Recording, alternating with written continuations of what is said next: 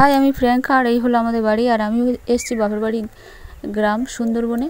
তো আমি আজকের নিয়ে যাবো একটা বিশেষ জায়গায়। আজ তো দশহরা পুজো, আর দশহরা পুজো উপলক্ষে বাড়ির মেয়ে বউরা মানে গ্রামের সমস্ত মেয়ে বউরা একটা জায়গায় পুজো দেয়।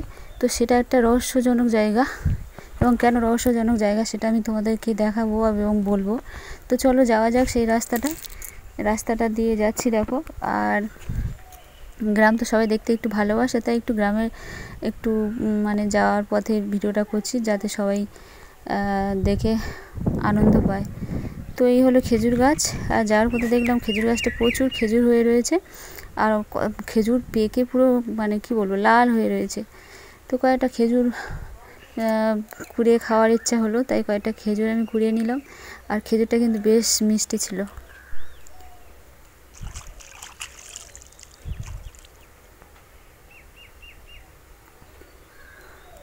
এইগুলো হলো ফড়িং। এখানে অনেকগুলো ফড়িং ঘোরাঘুরি করছে। এইটাকে তো ফড়িং বলে, আমরা তো বলি, অনেকে এটাকে ঝিঝি বলে। তোমরা কি বলো কমেন্ট করে জানিও। আর এই যে দেখতে পাচ্ছ এগুলো খাল, সব যে যার মতো বেঁধে নিয়েছে পাড় দিয়ে।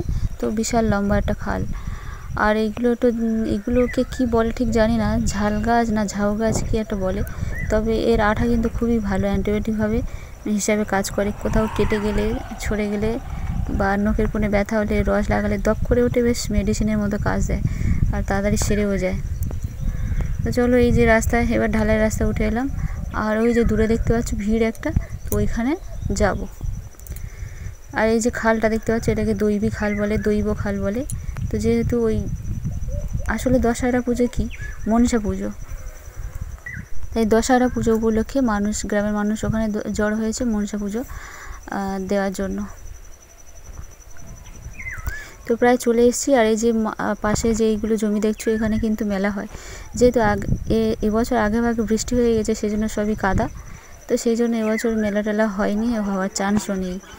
আর এখানে কিন্তু এই যে চারিপাশে এত মাঠ দেখতে পাচ্ছ, এখানে কিন্তু পাওয়ার টিলারের সাহায্যে কিন্তু হাল করা হয়।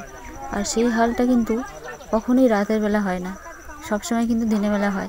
কারণ এখানে কিন্তু রাতের বেলা পাওয়ার টিলার হাল করতে পারে না, এই যে এখানে সবাই বলে।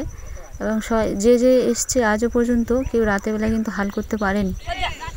এখানে কিন্তু ওই মা মনসার এক সাপ বেড়ায়, সে কিন্তু মানে এই পাওয়ার টিলার হঠাৎ করে খারাপ হয়ে যেতে পারে, যায় বা বন্ধ হয়ে যায় বা বাধ্য হয়ে পালাতে হয়। এমন হয় যে এমনও হয়েছে পাওয়ার টিলার হাল করতে করতে মানুষ ওখানে পাওয়ার টিলার রেখে ভয়ে পালিয়ে গেছে, এমন দৃশ্য তারা দেখেছে।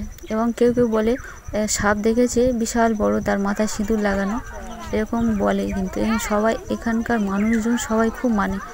আর এখানে গ্রাম তো প্রচুর, মানে একটা গ্রাম না, দেখতে পাচ্ছি চতুর্দিকে এই যে মাঠের মাঝখানে, আর মাঠের মাঝখান থেকে দেখা যাচ্ছে ছোটো ছোটো ঘর বাড়ি।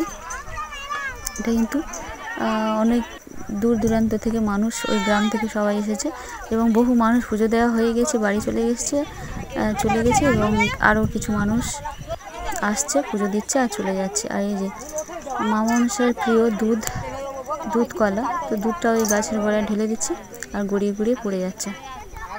আর এই যে খালটা দেখছো, এটাকে দৈব খাল বা দৈবী খাল বলে ঠাকুরের নাম অনুসারে। আর এখানে কিন্তু একটা গেঁয়ো গাছ ছিল, সেই গেঁয়ো গাছটা আজ আর নেই। সেখানে একটা ছোটো চারা গাছ বসানো হয়েছে গেঁয়ো গাছে, তবে সেই গাছটা কিন্তু বহু বছরের পুরনো। আর গেঁয়ো গাছ হয়তো অনেকে জানেন না, গেঁয়ো গাছ একটা সুন্দরবনের ম্যানগ্রোভ অরণ্যের একটি গাছ।